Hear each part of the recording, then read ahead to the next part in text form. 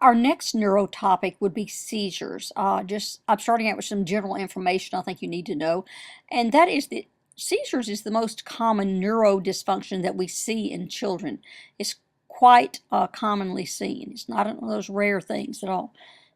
Usually the etiology, we don't know. We don't really know what causes it. Now, of course, infections, we know that can contribute to it, obviously, trauma, those sorts of things. But as far as generally knowing why a seizure causes, many times we don't know. We know there are familial tendencies, so if there are been seizures by maybe the parent had seizures as a child, or maybe one of the siblings did, then the other children may be more likely to have it. We also know seizures are more commonly seen in the first couple of years of life. And the age-related causality, that basically says with infants, you may have, or newborns, you may have trauma and hypoxia, meaning the biggest issue with those. And then you get into infections, and as they get a little older, school-age kids, you really don't know again until, and so it really is based on what age they are. There's some more common ages that you would see infection, for example, being or causality. Some of the risk factors for developing seizures would be, of course, an anoxic episode, head trauma, having an infection like a bacterial infection or meningitis, something like that. Having migraines, you're more likely to do so.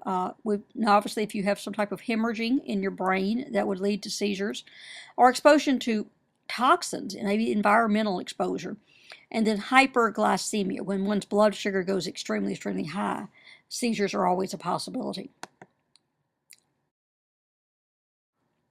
As far as what they actually look like and some of the clinical symptoms with these, clinical manifestations of a generalized seizure is probably the ones you're more commonly associated with. The generalized, like the tonic phase, followed by the clonic phase, where they lose consciousness and kind of contract, and then they begin the actual jerking. That is the tonic-clonic seizures. So there's definitely an alteration in consciousness there, and they usually have a post-ictal state. You could also have a generalized seizure that is just an absent seizure. They lose their level of consciousness changes for just a few seconds, and they appear as if they're just daydreaming or inattentive, and they have absolutely no recall of the event. Absent seizures are sometimes misunderstood as being a child being unattentive or not paying attention. Myoclonic, you may or may not have a change in your LOC, but you see abnormal movements with those, but there is no post-ictal state for that type. And then atonic is where you have a loss of muscle tone for a few seconds. Say the child was holding a pencil and they had a atonic seizure, they may drop the pencil or something in their hand, and they may actually fall themselves. As far as clinical manifestations of infantile spasms, which would be a little bit different, they're most commonly seen in the first 8 months of life. With those children, there's definitely a possibility of loss of consciousness with them, a level of consciousness change. You'll see abnormal or hear abnormal sounds maybe before, like giggling or crying, or some abnormal sound that you do not anticipate either before or after these occur. Their eyes may roll up into their head and backwards. So, and then you may see sudden symmetrical muscle contractions, kind of jerking types of things. The head is usually flexed, arms extended, and their legs draw up toward the chest.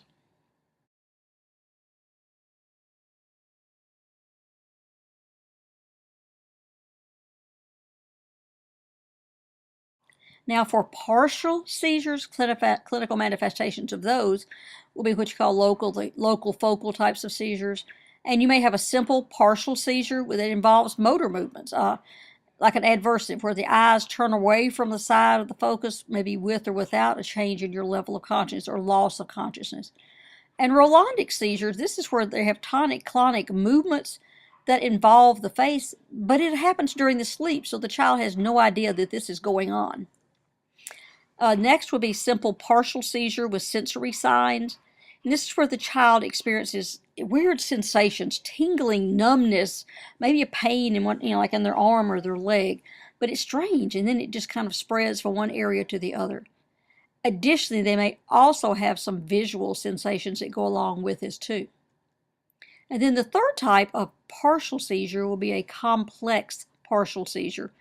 And this is where the child becomes very unresponsive to their environment. There's definitely an impaired consciousness to them. And they may appear very, very confused when you're trying to talk to them and see what's going on with them.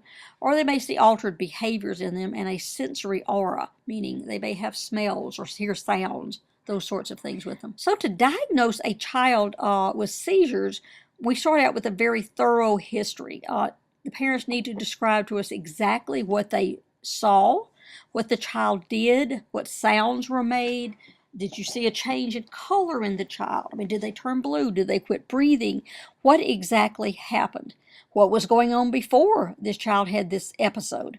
And then after we get a very thorough history on them, we're going to do a physical exam. And always, always include a developmental assessment in that physical exam. So you're going to do a very careful neuro exam on this child, but don't forget everything else, because maybe the child has some type of infection secondary to something else going on in the body. Obviously, the definitive diagnosis will be our EEG, which you can see in this picture. That's what this child is hooked up to have. You put the probes all over them, and then they have them lay down, and they may flash lights at them. They may tell them to go to sleep for a while, to rest, whatever. Because what they're doing is trying to assess the brain waves. Are they normal or are they abnormal? Many times a child who has a seizure, they will do an LP on them, especially if they have no idea what could have triggered this, because the thought is possibly this child has got meningitis. So they may do an LP on them. They're going to definitely do blood work on them, looking at maybe do lead levels on them, check their serum glucoses, maybe do a metabolic and panel and a tox screen on them. A lot of different diagnostics they're going to do to a child who has a seizure that's never done so before. Some other radiographic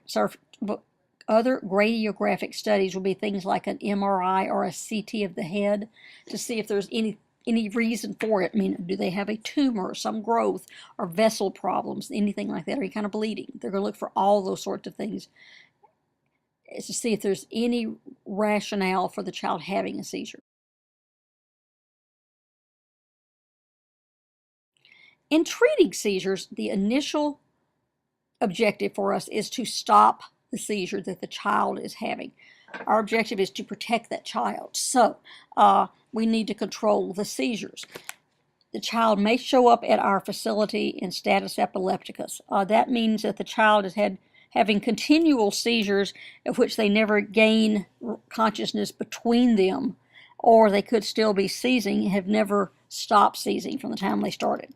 So we need to stop those seizures, and then we will go from there and find out what's going on and get them on some medications. Drugs of choice for stopping a seizure would be Ativan, Diavan, which is a rectal medication, Valium. You'll see a lot of these used to stop a child seizing. These are all given IV, so sometimes, except for the Diavan. Diavan is a rectal medication. So if you cannot get an IV in the child to give them their IV Ativan or Valium, you can actually do the Diavan, and that actually will go as a rectal injection, and it will stop the seizure. After we have the seizure under control, then we will go back and the child will get prescribed anticonvulsants, anti-epileptic types of medication, and there's a very wide range of those. I mean, the traditional ones obviously are Tegretol and Dilantin, but there's a ton of different medications out there that these kids get. Keppra is another very commonly seen one. We see Topamax. There's a ton of different meds out there that these kids are receiving. And many times the children will have not one, but more than one med, multiple medications to control the seizures, because what they will do is put them on the medications, and then after they've been on them for so many months, bring the child back in for another EEG to see, are we controlling the seizures, or because the parents can tell you if they're controlling the symptomology, but they still must be having abnormal spikes on the EEG. If on CT or MRI we discover there's a tumor causing it, then that's when the child will go to surgery and have that done, have the tumor removed.